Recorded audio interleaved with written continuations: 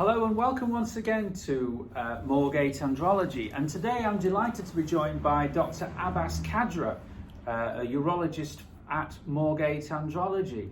And today I want to talk about, well, what does a urologist at Moorgate Andrology do? So tell us, Dr. Khadra, describe your typical day at Moorgate Andrology.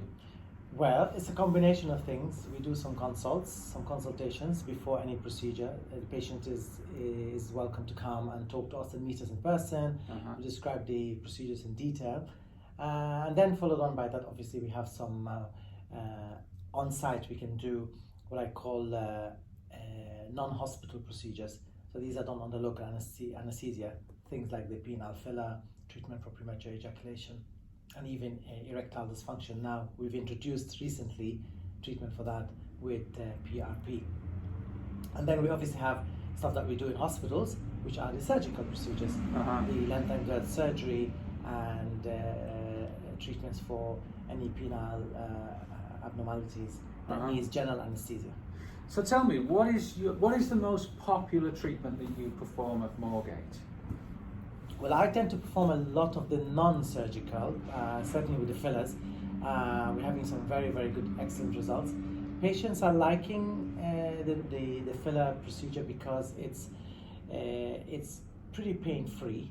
I have a special technique that I've developed for my patients, which is doing a penile block. Patients have reported that they've had very good experience with it. They're very comfortable. They're certainly coming back, and some of them have had treatments in previous in other clinics, and they've noticed a difference in terms of the pain element. In terms of the pain, more comfort, comfortable to have that, and the results they're getting. So it encourages them to come back. They feel happy and they feel well informed.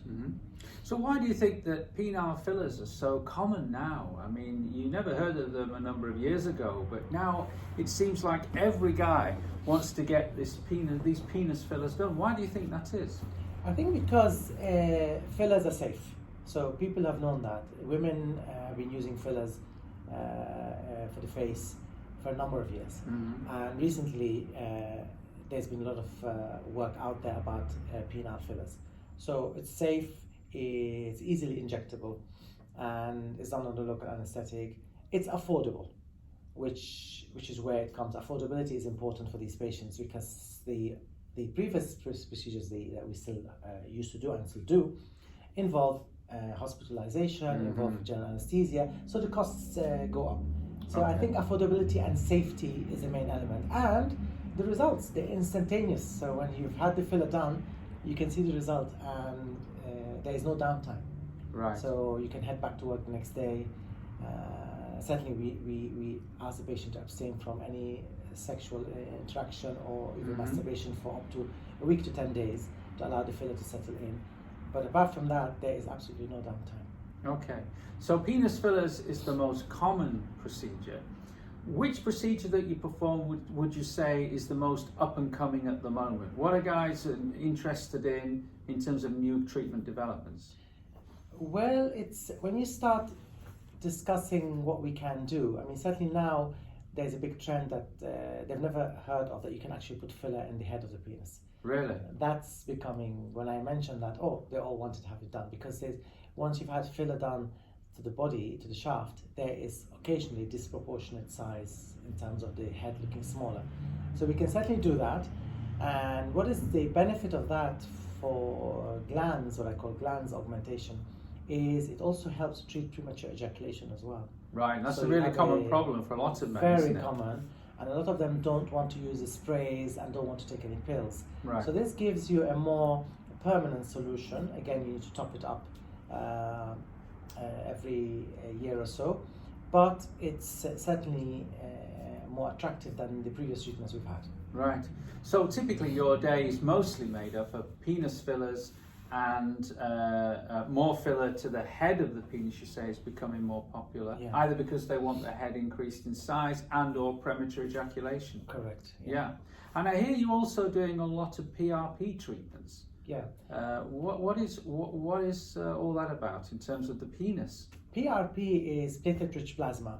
It basically stems from this new growth of medicine called regenerative medicine. Platelet-rich plasma is a procedure where we take some blood, we mix it with a special solution, and then we centrifuge it. We separate the platelets from the actual blood cells, and then they get activated, they release growth factors. They are then injected, again under local anesthesia, into the penis, into the corpora cavernosa, which are the two sponges, sponge tissue in the penis, to allow regeneration of the blood vessels. And we also use it for a condition called Peyronie's disease, where we can actually inject the plaque directly, which allows the plaque to soften up and helps with the curvature.